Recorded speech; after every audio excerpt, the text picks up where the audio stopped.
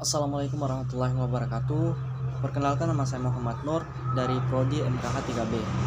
Jadi di sini saya akan menjawab soal ujian teori dari mata kuliah perizinan kegiatan event. Untuk soal yang pertama, jelaskan syarat wajib izin CV event organizer. Nah, ada 6. Yang pertama, harus memiliki NPWP perusahaan. Yang kedua, KTP pemilik. Yang ketiga, TDUP. Yang keempat, izin teknis. Dan yang kelima, akta notaris pembukaan perusahaan. Dan yang terakhir, surat kepemilikan bangunan.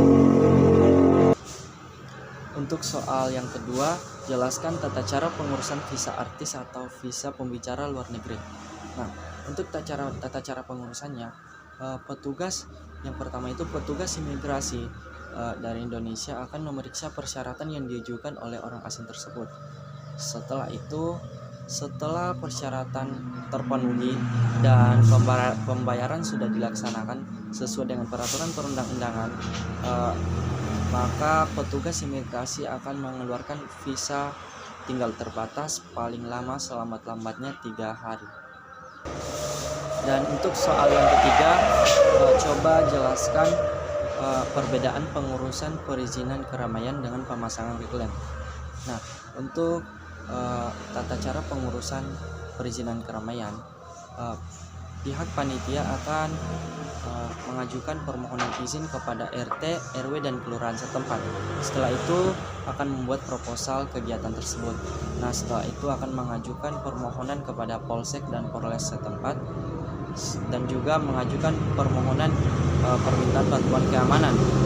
Setelah itu kita tinggal menunggu apakah kegiatan kita diizinkan oleh kepolisian. Jika diizinkan, maka kita dapat menyelenggarakan kegiatan tersebut.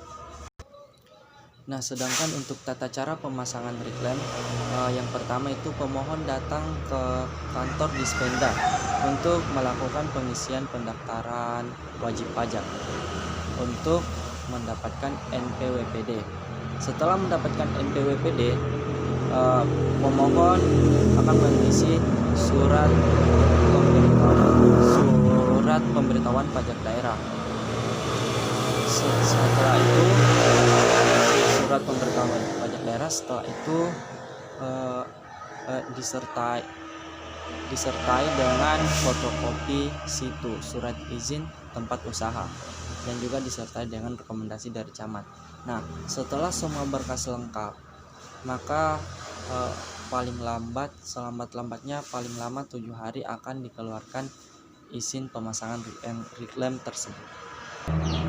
Untuk soal nomor 4, jelaskan pengertian sport tourism, keuntungan sport tourism, dan syarat sport tourism. Untuk pengertian sport tourism itu sendiri,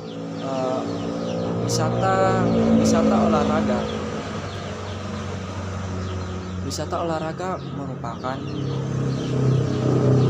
pariwisata yang direncanakan oleh individu yang bertujuan untuk mengamati atau mengikuti berbagai acara olahraga.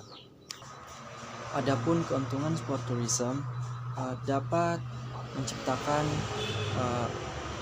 pekerjaan serta pendapatan baru, dapat mendatangkan pasar baru terkhusus bagi para usaha-usaha lokal, dan dapat meningkatkan relasi antar bangsa, terkhusus meliputi hubungan personal.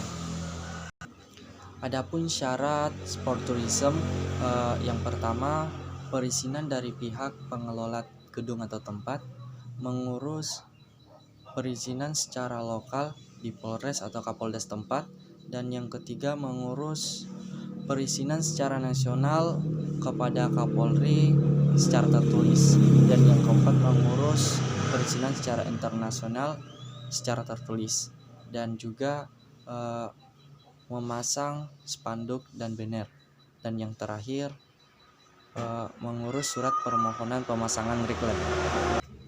Dan untuk soal nomor 6, jelaskan pengertian pajak reklame dan syarat pengurusan pajak reklame. Adapun pajak reklame itu sendiri adalah pajak yang didapat ketika kita menyelenggarakan reklam atau setelah melakukan pemasangan reklam. Dan adapun pengurusan syarat-syarat pengurusan reklam, yang pertama memberikan gambar desain produk reklam yang akan diselenggarakan, dan yang kedua menyertakan fotokopi identitas diri, yang ketiga menyertakan peta titik pemasangan reklam dari kanan, kiri, dan depan. Yang keempat menyertakan surat kuasa yang sudah diberi materai. Yang kelima menyertakan surat pernyataan reklam belum dipasang.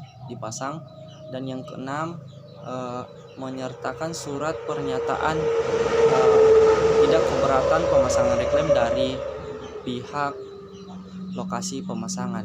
Dan yang terakhir menyertakan fotokopi pajak bumi dan bangunan. Mungkin itu sekian dari jawaban saya. Mohon maaf jika ada kesalahan. Sekian, wassalamualaikum warahmatullahi wabarakatuh.